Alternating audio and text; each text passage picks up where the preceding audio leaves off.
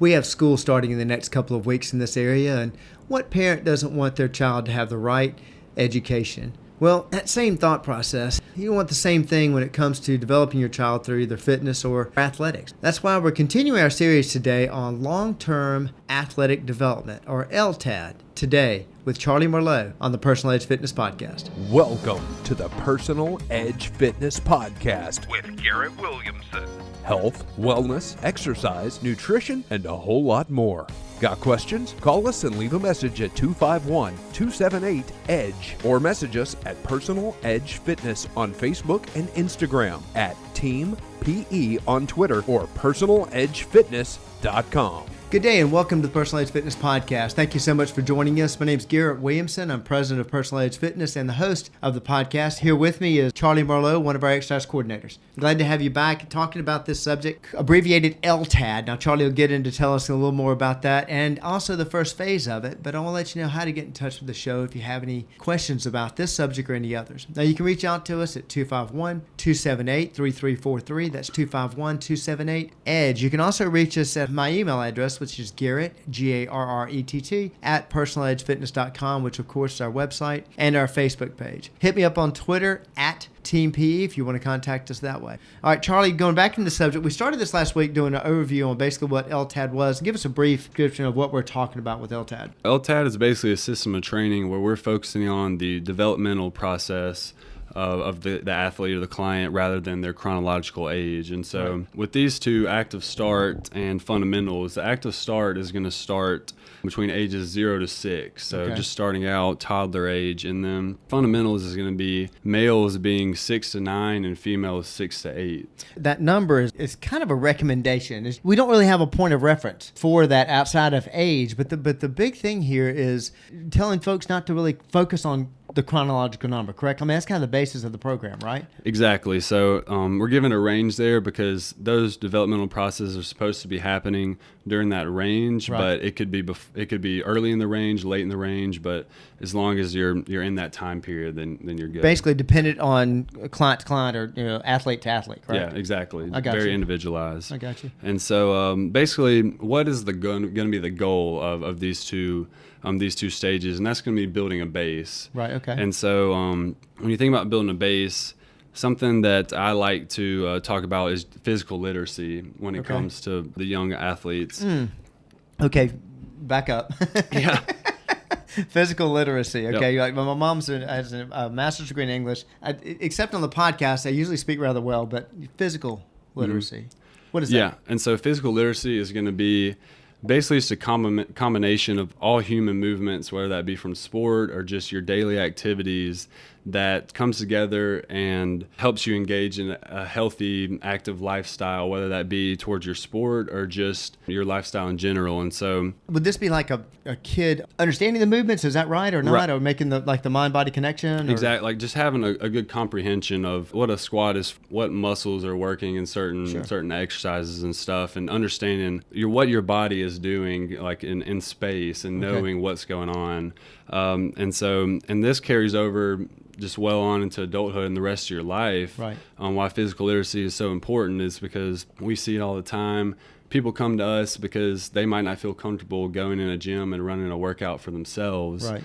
This is where physical literacy comes into play. If you have a good understanding of those basic human movements, then you can go into a gym and figure out how to train yourself and how that could be beneficial for you. That's why physical literacy is very important to learn at a young age. Okay, but we're not going into a gym and hit machines and stuff with this age. You're talking about doing this through basic moves of some sort. Correct. With the youth, I've said in the last podcast that kids aren't miniature adults. And so how we would train a kid is going to be very different from how we would train an adult. And the way we like to do that is going through progressions and regressions. And so you would take, a very simple exercise. Let's just take a squat, for example. There's several ways to make it harder or to regress and make it a little simpler. And so depending on where that individual is developmentally is where we're going to put them on that progression regression scale. And when you're talking about progression, just so our listeners understand, the progression, regression. Regression is not a negative thing. It's just not at all. Adapting the exercise to meet where the child is.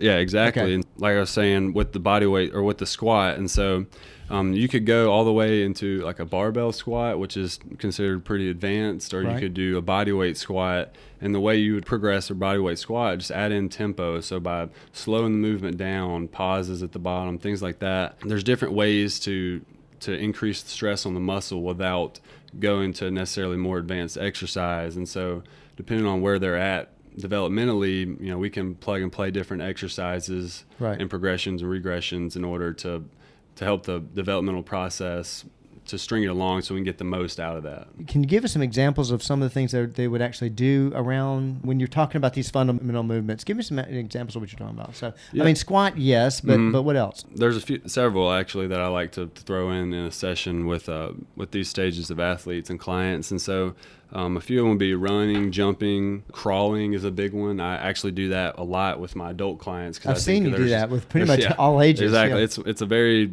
some I throw in the warm up a lot because it's very good for your vestibular system, getting your balance involved and Right. challenging your brain, but also it's a full body movement where you have to coordinate your muscles to work together, and Sure. it involves your core. And so, crawling is a big one. Throwing medicine balls is another big exercise that I like to incorporate by using med balls just to do throws, catches, Sure. things of that nature. That's what he's talking about this being basic, especially in the active start area. I mean, these are activities that your child's going to take part of anyway.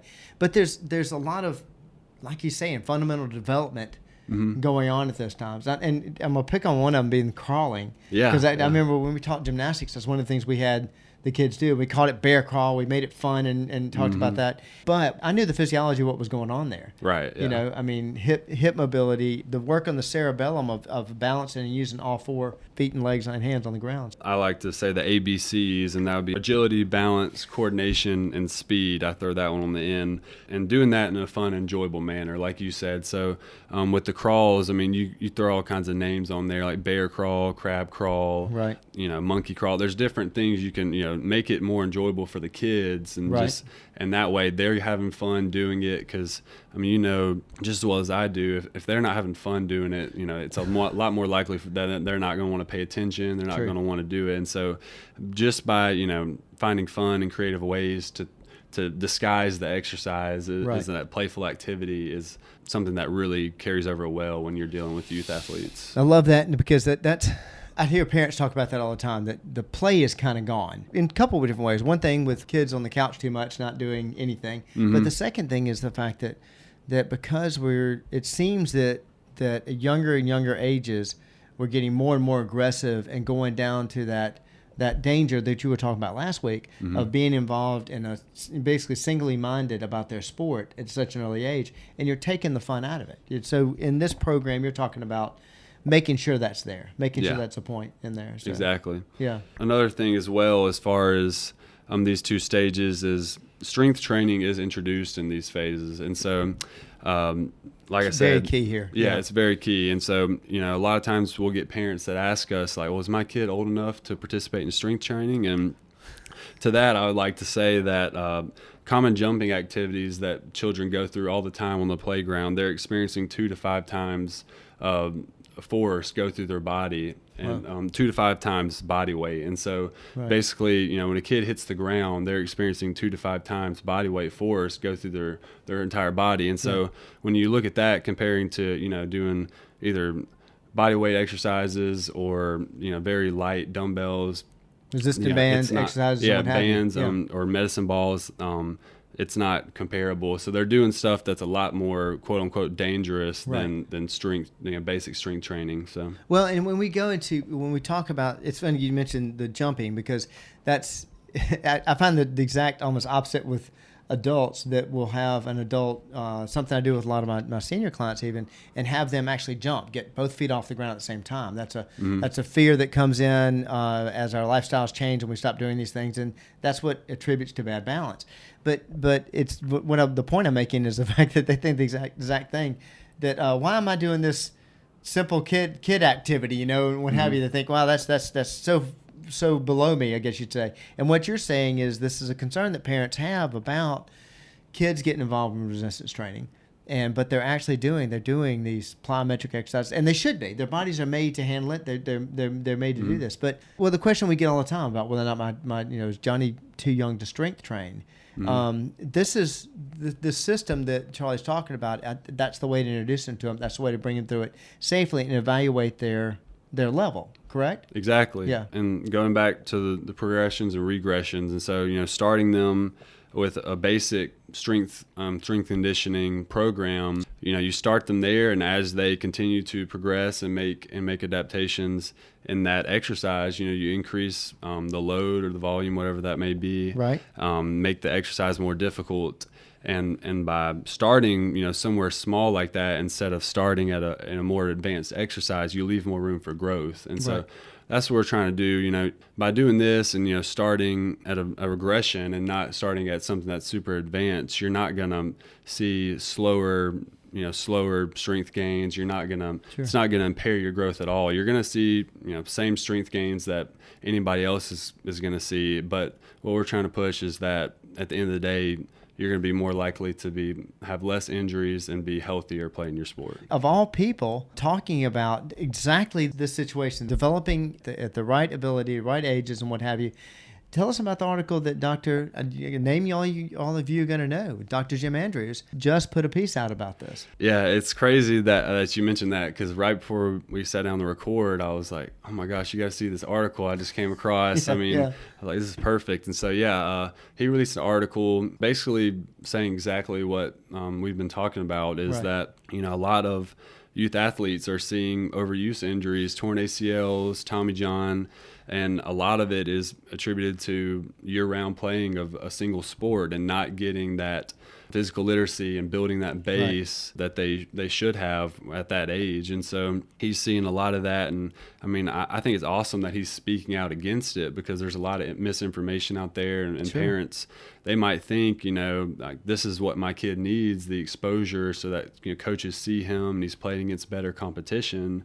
And I'm glad that somebody who is well respected in the field is coming out and addressing the issue. Well, if anybody would know the injuries, Jim Andrews definitely would know the injuries. Oh, for sure. What I'm thinking is, since this article just came out, you just saw it today, that he must have heard our podcast. That's the only answer. The answer. I don't know how else he would have thought about releasing that. So. Well, and we want to stress there that this is not a system that's going to hold your athlete back. It's going to move them forward. It's safer, definitely. Yep. But as important is, you're after making those changes. You're after increasing for your child, taking care of your child, making sure it's safe. But at the same time, gosh, he's got great potential. I want him to make the team, whatever. This ain't going to hold him back. Definitely not. In fact, there's other research you've seen on physical literacy itself. Dr.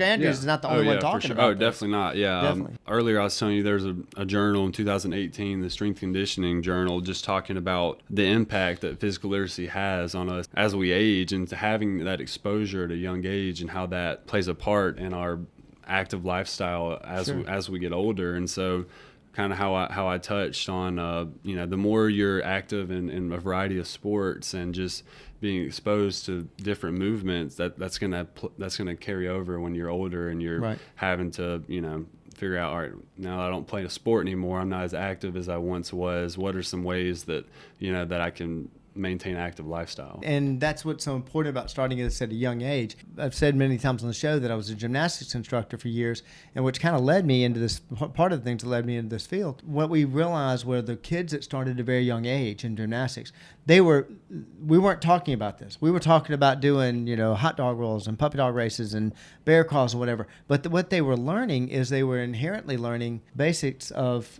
the beginnings of physical literacy. Exactly. I always said that those kids, they learned how to fall at an early age, so they developed well as far as that goes, and became really good at other sports strictly because they had that foundation. If you could make it clear the two different sections you're talking about today, your 0 to 6 active start and fundamentals, the 69 for males and 6 to 8 for females.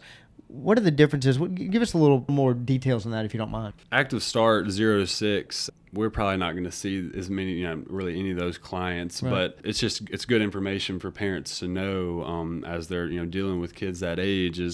is that's what they need, is just a wide variety of exposure to different movements, different things of that nature. That's why play is so important. Exactly. Play is a crucial role of just a kid's development. And touching on the active start, I'm sure you see it just as much as I do, is kids these days, they're getting more screen time on their phones, and right. I've read several articles lately just how much that can affect their postural muscles, and just always being hunched over in a flex position, right. looking at their phone. I mean, this is toddlers, kids that, I mean, I'd be shocked that a little 2 or 3 year old knows how to work an iPhone, but they can't do these gross motor skills that they should be able to do at a certain point, but their fine motor skills might be more developed. And so that's where you can start to see some issues there, because your gross motor skills should form a basis for your fine motor skills. And so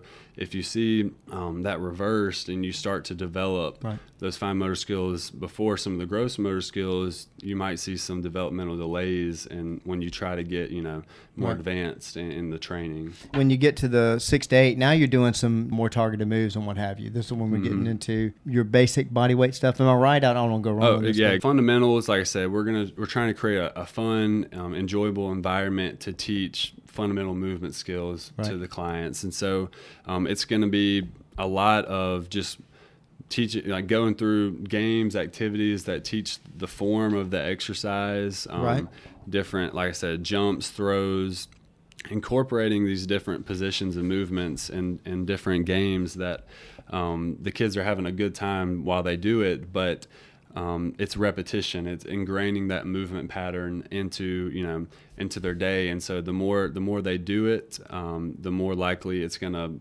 connect in their mind, and that's what we're trying to teach, is in a safe and fun environment. That connection in your mind, that's something that I talk to a lot of clients about in balance. It's funny when he's working on LTAD and he's talking about working with developing children and developing athletes and what have you. I'm automatically going to go, I'm going to go to the senior realm and then think about that, because it's the same way. And the reason I say it's the same way is that we actually start to regress. And what I mean by regress in this situation is actually go backwards as time passes on the calendar, not because time passes on the calendar, but our lifestyle changes. Therefore, we stop doing these things. And back to what you were saying, the movements that they're doing, they're starting to develop that mind-body connection. They're starting to understand where they are in space. Mm-hmm. That's what we lose because we stop doing those activities. And I talk all the time to parents, to adults, about working on those neural pathways in the cerebellum that control your balance and control your movement.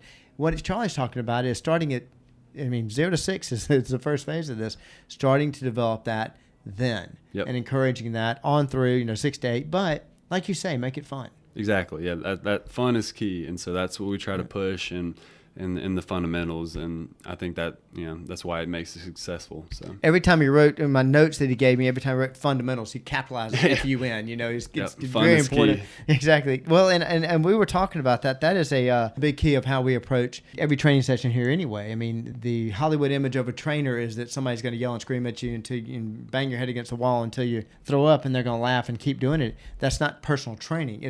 If it's something you dread every single day, I promise you're going to quit. You're not going to keep developing. And you do that with a child, and you're going to have burnout. Exactly, yeah. And that's one of the things we talked about on the last episode, is one of the early risks of specialization at a young age is burnout. And don't get me wrong, we're going to work hard. When you come up here, you're going to sweat. Like, we're here to work, and we're here to get better. But at the same time, like I said, it's important to find the balance of hard work and fun, and not make it miserable, and something that they enjoy coming to, something that they look forward to coming to. I would think that, and I haven't seen any studies on this, but I think the top 2 reasons why an athlete, a good athlete doing real well in a sport, leaves the sport. And the top 2, and I'm not sure which is number 1, but injury, obviously, which again, that's what we're addressing here. Overuse injuries, this kind of thing. And number 2, it's just not fun anymore. Exactly. And that's what we always called burnout, but burnout is a meaningless term. The real meaning behind it is, it's not fun anymore. Yep. didn't enjoy it. We see it a lot, for sure. Of course, we're talking about working with the kid development. Now we're going to go tell us what we've got coming up. We've got a few other different sections that we're going to go through as we develop these athletes. The next stage of LTAD is going to be your learn to train. And so that's going to be your males 9 to 12 and your females 8 to 11. Okay. And like we said before, it's just a range. It could be anywhere from that range. Some develop more earlier than others. And so that's just what we're trying to ingrain in kids in around that age period. Right. And one of the things I want to drive home on this is that 6 to 8, I mean, you're already saying, you've got it in your notes here. I want to make sure it's pointed out again. And that is, strength training does begin there. I mean, we've got the basics of strength training in that developmental period. Making sure that we're not scaring any parents away. This is the difference between working with a qualified staff, everybody having a degree in the field of either exercise science, physiology, kinesiology, sport medicine, athletic training, as Personal Edge does, different than just somebody that's a personal trainer or just somebody that's a coach. Because like you're saying, understanding how to develop the athlete. Like Dr. Andrews said, about not getting that singularly focused and avoiding those, I would say, older injuries where athletes that are a different level, much higher level, are experiencing. We shouldn't be seeing those in kids. And one of the things Dr. Andrews said in his article, and I even quoted it and posted on my social media, is that he thinks and promotes that kids should take off several months, 2, 3, 4 months from their sport and dedicate that to strength training, focusing on mobility, conditioning, and using that time period away from their sport so that they can improve in those other physical qualities, those general qualities. And I think that's, a perfect time to come up to Personal Edge, a place like this where you can focus on that, and you're getting quality training from professionals who have an educational background in the field. Right. Making sure that your kid's not going to get hurt during this. It seems like a tough fence to straddle. Keeping a child safe and at the same time teaching him these very advanced moves. But it can be done. It can be done very safely, and it takes using a system like this to understand each developmental stage, which is why we're taking so long going through the different podcasts to go through each one of these developmental stages. Now, we just touched on some of these. I want to make sure I didn't leave anything out. We wanted to make sure we at least touch on these and tell you what we can about them. But if you have any more questions, if this raises some questions about where your child is and how you're developing them, and especially they're not an athlete. I mean, we see so many parents wanting their kids to learn how to work out correctly. Reach out to us. We'd love to do a free consultation with you and talk to you a little more about this. You can reach out. You can call the show at 251-278-3343. You can also reach out to me at Garrett, Garrett, at Personal Edge Fitness.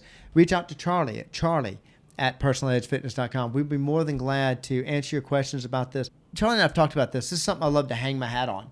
Yeah. I mean, if we had the possibility of teaching everybody how to work out correctly, then the two of us, I think my life would be very much complete. Oh, for sure. Yeah, I would love it. I'd give anything for that. So love to talk to you about that. Reach out to us through the website, personaledgefitness.com, and our Facebook page. Hit me up at Team PE. We want to do everything we can to take care of your developing athlete, your developing adolescent, your developing child, and answer your questions about strength training. Make sure they're doing it well. Make sure they're reaching their level of wellness. Stay tuned. We've got some more episodes coming out talking about LTAD. Charlie, thank you so much for being on the show. Appreciate you joining me. Y'all come back and hear the rest of the story. Take care. Thanks for listening to the Personal Edge Fitness Podcast with Garrett Williamson. Subscribe now and be a part of the show by calling 251-278-EDGE or message us on Facebook and Instagram at Personal Edge Fitness or at Team PE on Twitter, and visit us at personaledgefitness.com.